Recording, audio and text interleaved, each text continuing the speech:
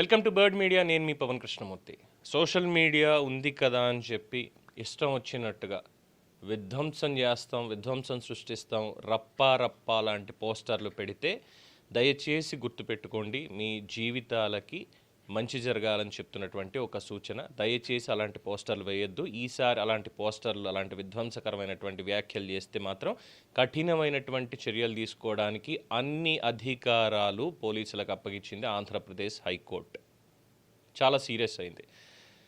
అంబటి రాంబాబు గారు చాలా సీరియస్ అయ్యారు. స్పర్ ఆఫ్ ద మూమెంట్లో ముఖ్యమంత్రి గారిని సైతం, తెలుగుదేశం పార్టీ కార్యకర్తలను సైతం కొన్ని బూతులు తిట్టేశారు ఆ రోజు. ఇంత చేసి అక్కడ ఉన్నటువంటి పోస్టర్ ఏంటంటే తిరుమల లడ్డు కల్తీకి సంబంధించి, అందులో ఆ కల్తీ నెయ్యి లాంటి ద్రవాన్ని కలిపారు అన్నటువంటి దాంట్లో ఎలా జరిగింది, ఎన్ని కోట్ల రూపాయల వ్యవహారం అదంతా కూడా జరిగింది అనేది ఒక ఫ్లెక్సీ వేస్తే, అది అందులో వారి పేర్లు పెట్టింది లేదు. ఆ రోజు ఉన్నటువంటి పాలకులు వెనకాల సుబ్బారెడ్డి, తర్వాత భూమన కరుణాకర్ రెడ్డి, వీళ్ళని మాత్రమే పెట్టారు తప్ప ఇంకొకటేం లేదు. ఇలా చేశారు, ఇలా మభ్యపెడుతున్నారు భక్తుల్ని, హిందువులకు ఇలా ద్రోహం చేశారని చెప్పి దానికి స్పర్ ఆఫ్ ద మూమెంట్లు అంతా అయితే 2029 ఎన్నికల్లో జగనన్న వస్తే, జగన్ 2.0 రప్పా రప్పా రప్పా రప్పా అంటూ పోస్టర్లు పెట్టి ఇటు గంగమ్మ తల్లి జాతరలో ఏటల్ని నరికినట్టు నరకతాం, ఇది పెట్టినటువంటిది.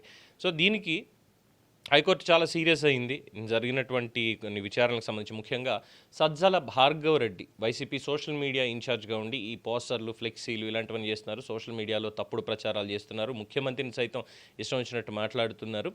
ఇవన్నీ కూడా ఉన్నప్పుడు ఆయన మీద లుకౌట్ నోటీస్ జారీ చేశారు. ఆ లుకౌట్ నోటీస్ క్యాన్సిల్ చేయాలి అని చెప్పి వేసినటువంటి పిటిషన్ని పక్కన పెట్టి హైకోర్టు చేసినటువంటి వ్యాఖ్యలు. 2029లో మీరు చేయబోయే విధ్వంసం కోసం ఎదురు చూస్తున్నాం అంటూ కొందరు ఫ్లెక్సీలు కట్టడాన్ని చాలా తీవ్రంగా ఆక్షేపించింది. ఇలాంటి ఫ్లెక్సీలు ఏర్పాటు చేశారంటే ఎంత ధైర్యం ఉండాలి అని కూడా ధర్మాసనం నిలదీసింది. వైసీపీ సోషల్ మీడియా పూర్వ ఇన్ఛార్జ్ సజ్జల భార్గవరెడ్డి పిటిషన్ మీద విచారణ సందర్భంగా హైకోర్టు మేరకు ఆగ్రహం వ్యక్తం చేసింది. ఎవరిని విధ్వంసం చేస్తారు, రాష్ట్రాన్న, ప్రజలన అని వాళ్ళని ప్రశ్నించింది. నిజంగానే ఎవరిని విధ్వంసం చేస్తారు? వచ్చినటువంటి కంపెనీలన, పెట్టుబడులన ఎవరిని విధ్వంసం చేస్తారు? కడుతున్నటువంటి అమరావతిన, కడుతున్నటువంటి పోలవరాన్న, కన్స్ట్రక్షన్ అవుతున్నటువంటి కంపెనీలన, విశాఖలో రూపుదిద్దుకుంటున్నటువంటి ఐటీ ఎకోసిస్టమ్న, టూరిజం ఎకోసిస్టమ్న, దేన్ని విధ్వంసం చేస్తారు? రాష్ట్ర ప్రజలన. తర్వాత సీఎంని అవమానించడం అంటే 5 కోట్ల ఆంధ్రులను అవమానించడం కాదా అని నిలదీసింది. మేబీ దీని దగ్గర మనం కొంచెం మాట్లాడుకోవచ్చు. సీఎంని అవమానించడం రైట్. మరి ఆ రోజు ఏం చేశారు? ఎన్నో మీడియా సంస్థలు కావచ్చు, సోషల్ మీడియా కావచ్చు, మరి జగన్మోహన్ రెడ్డి గారిని సైకో అని ఇంకోటని మాట్లాడాయి కదా. దానికంటే yes, it is applicable for that also. ఖచ్చితంగా అది ప్రజలను అవమానించడమే కదా అని. కానీ విచక్షణ ఏంటంటే తీసుకునేటువంటి నిర్ణయాలు విచక్షణ కలిగి సద్విమర్శ అయి ఉండాలి.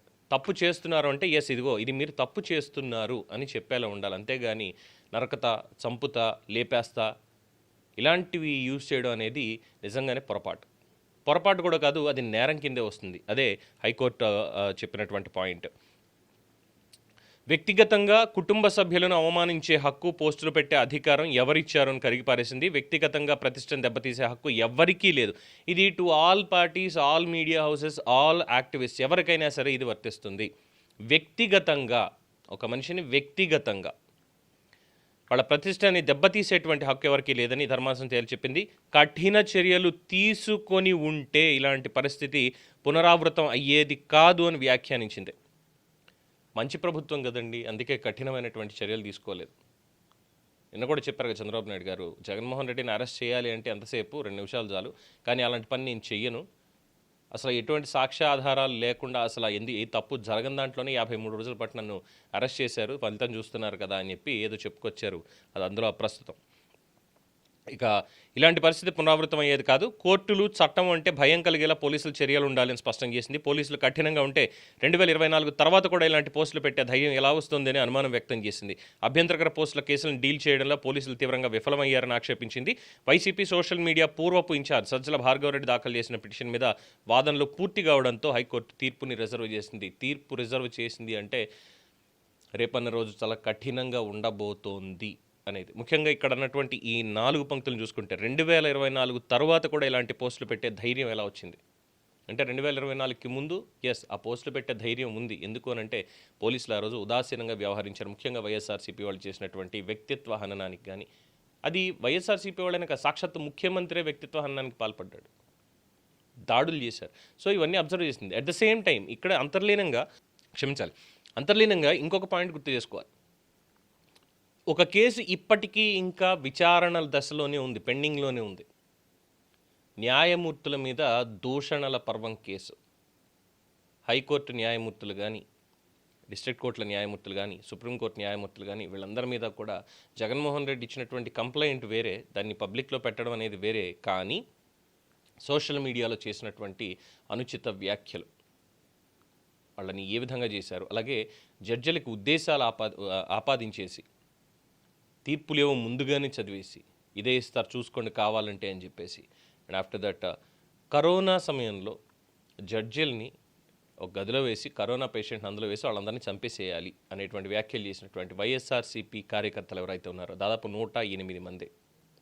ఆ 108 మంది మీద కూడా కేసు నమోదైన అప్పటికి అరెస్టులు కానీ ఇంకోటి కానీ ఏది జరగలేదు. అండ్ ఆఫ్టర్ దట్ సిబిఐ కూడా ఎంటర్ అయింది. సిబిఐ చేతిలో ఇంకా కేసు ఉంది. అది అందులో 18 మందిని మాత్రమే వాళ్ళు గుర్తించి అరెస్ట్ చేశారు, ఛార్జ్ షీట్లు నమోదు చేశారు, కేవలం 18. బట్ ఇప్పటి వరకు ఆ కేసు పురోగతి ఏంటి అనేది కూడా తెలియదు. అంటే చర్యలు తీసుకోలేదు అని అర్థం అక్కడ. సో జడ్జిలకి ఉద్దేశాలు ఆపాదించారు, ఆ రోజు చేసినటువంటివి గుర్తున్నాయి కాబట్టే ఈ రకమైనటువంటి వ్యాఖ్య చేశారు. అంటే 2024 ఎన్నికల తర్వాత కూడా ఇంకా ఇలాంటివే జరుగుతున్నాయి అంటే పోలీసులు ఉదాసీనంగా వ్యవహరిస్తున్నారా, ఇంకా పాత పద్ధతిలోనే పని చేస్తూ ఉన్నారా అని పోలీసుల్ని ప్రశ్నించినట్టుగా ఇక్కడ భావించాలి. అది వాళ్ళని తప్పుపట్టడం ఇంకోట కాదు, కానీ చేయాల్సినటువంటి పని చేయడం లేదు. మరి హోంమంత్రి గారు చెప్పట్లేదా, డీజీపీ గారు చెప్పట్లేదా, ముఖ్యమంత్రి గారు చెప్పట్లేదా, ఎవరు చెప్పడం లేదు, కఠినమైన చర్యలు ఇలాంటి వాటి మీద తీసుకోండి అని ఎందుకు చెప్పడం లేదు అని ప్రశ్నిస్తున్నట్టుగానే భావించాలి. అంతే కదా. 2024కి ముందు సోషల్ మీడియాలో కేవలం ఫేస్బుక్లో ఉన్నటువంటిది ఎవరో ఒక రాజధానికి సంబంధించి రాష్ట్రంలో ఉన్నటువంటి ఇబ్బందుల గురించి ఒక రైటప్ తీసుకొస్తే రంగనాయకమ్మ గారు ఆవిడ పోస్ట్ని రీపోస్ట్ చేశారు, కాపీ పేస్ట్ చేశారు. అది కూడా ఇంకొకళ్ళు ఎవరో కాపీ పేస్ట్ చేసిందని ఈవిడ కూడా చేశారు, అంతే. తీసుకెళ్ళి అరెస్ట్ చేశారు. కొల్ల అంకబాబు గారు, ఆయన కూడా ఇంత సీనియర్ జర్నలిస్ట్, 80 ఏళ్ళ దగ్గర ఆయన కూడా ఇలాగే అరెస్ట్ చేశారు. నలంద కిషోర్, గంటా శ్రీనివాసరావు గారి అనుచరుడు, ఆయన్ని అరెస్ట్ చేసి తీసుకొచ్చి కరోనా టైంలో కరోనా వచ్చి చచ్చిపోయేలా చేశారు. ఇలా ఎన్నో ఉన్నాయి, ఒకటి కాదు రెండు కాదు. జ్యూరిస్డిక్షన్ దాటి అసలు ఎవరు పర్మిషన్ తీసుకోకుండా కిడ్నాప్ చేసి తీసుకెళ్ళినట్టుగా ఆ రోజు సీనియర్ జర్నలిస్ట్ అయినటువంటి శివప్రసాద్ని కావచ్చు, ఇంకొకరిని కావచ్చు, ఇలాగే తీసుకెళ్ళిపోయారు. అండ్ ఆఫ్టర్ దట్ ఎందుకండి ఆ రోజు ఉన్నటువంటి ఎంపీ రఘురామకృష్ణరాజుని ఏ విధంగా తీసుకెళ్లారు అంటే పోలీసింగ్ అనేది ఆ రోజులో అలా నడిచింది. కానీ 2024 తర్వాత కూడా ఇంకా అదే వాసనలు కనిపిస్తున్నాయా, అలాగే ఉన్నారా, కఠిన చర్యలు ఎందుకు తీసుకోవట్లేదు అని చెప్పి కోర్టు ప్రశ్నిస్తున్నట్టుగా ఉంది. ఇక సజ్జల భార్గవరెడ్డి లుకౌట్ నోటీస్ ఉంది. అంతకుముందు ఉన్నటువంటి కేసులు కానీ ఇవి కానీ బయటకు వస్తే అప్పుడు అసలు బండారం బయటపడుతుంది. మొత్తానికి ఒకటైతే క్లియర్, ఈ సోషల్ మీడియాలో కీచకులు ఎవరైతే ఉన్నారో అది తప్పు ఎవరైనా సరే. ఎగ్జాంపుల్ కావాలంటే మనకి తెలుగుదేశం పార్టీ కార్యకర్త కిరణ్ కూడా ఉన్నాడు, కానీ ఎవరు ఉపేక్షించలేదు. తీసుకెళ్ళి సరైనటువంటి ట్రీట్మెంట్ ఇచ్చారు, అక్కడి నుంచి సైలెంట్ పక్కకి వెళ్ళిపోయాడు, అయ్యింది. అలాగే ప్రతి ఒక్కళ్ళకి ఎవరైతే తప్పుడు వ్యాఖ్యానాలు చేస్తున్నారో, తప్పుడు ఉద్దేశాలు ఆపాదించి చేస్తున్నారో, వాస్తవాలని పక్కన పెట్టి వాళ్ళకి ఖచ్చితంగా చట్ట పరిధిలో శిక్ష పడే తీరాలి. ఒక కంట్రోల్ అనేది ఖచ్చితంగా కావాలి. అదే కోర్టు వారు చెప్పింది. సో కఠిన చర్యలు తీసుకుని ఉంటే అన్నటువంటి ప్రశ్న ఆల్రెడీ వేశారు కాబట్టి రానున్న రోజుల్లో ఖచ్చితంగా ఈ విధ్వంసకరమైనటువంటి పోస్టర్లకి, విధ్వంసకరమైనటువంటి ఆలోచనలకి, ప్రాంతాల మధ్య విద్వేషాలు రెచ్చగొట్టేటువంటి వాళ్ళకి అది ఎక్కడ ఉన్నా, ఖండాంతరాల్లో ఎక్కడ ఉన్నా సరే వాళ్ళ మీద లుకౌట్ నోటీసులు జారీ చేయబడతాయి. అట్ ద సేమ్ టైం ఇక్కడ ఉన్నటువంటి వాళ్ళకి కృష్ణ జన్మస్థానాలు తప్పవు. కెరీర్ పాడు చేసుకోవద్దు. రాజకీయంగా ఉద్దేశాలు ఉండడం తప్పు కాదు, ఒక రాజకీయ పార్టీకి అభిమానిగా ఉండడం తప్పు కాదు. కానీ అదొక్కటే పెట్టుకొని ఇతరులని వ్యక్తిత్వ హననం చేస్తాం, మా పంధా ఇంతే అనేటువంటి విధంగా ఎవరున్నా కానీ కెరీర్లు నాశనం అయిపోతాయి. దయచేసి యువత గుర్తుపెట్టుకోవాలి. ఉద్యోగాలు చేసుకుంటున్నటువంటి వాళ్ళు ఇప్పుడు దీన్ని నోటీసులు ఎలా ఉండబోతున్నాయి దీనికి అంటే, కంపెనీల్లో పనిచేసే ప్రతి ఒక్కళ్ళకి వాళ్ళ సోషల్ ప్రొఫైల్స్ ఇవన్నీ కూడా మానిటర్ అవుతాయి. ఎవరు ఏం చేస్తున్నారు, ఏం మాట్లాడుతున్నారని. అది వాళ్ళ కంపెనీ హెడ్లకి, హెచ్ఆర్లకి, వాళ్ళందరికీ ఫార్వర్డ్ చేస్తారు సైబర్ క్రైమ్ పోలీసులు. దాన్ని బట్టి ఇక్కడ పోలీస్ కేసు నమోదవ్వడం మాత్రమే కాదు, ఉన్న ఉద్యోగం చేస్తున్న ఉద్యోగం కూడా పోతుంది. తర్వాత బ్లాక్ లిస్ట్లో పెడితే ఏ కంపెనీలోనూ కూడా ఐటీకి సంబంధించిన వాళ్ళకి బాగా తెలిసింది, ఏ కంపెనీలోనూ ఉద్యోగాలు కూడా రావు. అలాగే ప్రభుత్వ అధికారుల కింద ఉద్యోగుల కింద ఉండి చేసేటువంటి వాళ్ళకి, ఎందుకంటే అలాంటి వాళ్ళు కూడా ఉన్నారు, ఇంకా అలాంటి వాళ్ళకి పూర్తి స్థాయిలో ఇక బ్లాక్ డేసే. ఇదే ఉండబోతుంది ఈ ఉత్తర్వుల్లో మ్యాక్సిమం ఉండే అవకాశం ఉంది. ఎందుకంటే కఠిన చర్యలు ఇంకా తీసుకుని ఉంటే ఇలాంటివి ఉండేవి కాదు అని కోర్టు అన్నారు కాబట్టి ఒక అజంప్షన్, కఠినంగా ముందు నిర్ణయాలు ఉండబోతున్నాయని. చూద్దాం ఈ విధ్వంసపు బ్యాచ్కి ఎప్పటి నుంచి కౌంట్డౌన్ స్టార్ట్ అవుతుంది అనేది. దీని మీద మీ అభిప్రాయం తెలియచేయండి. చూస్తూనే ఉండండి ది బర్డ్ మీడియా.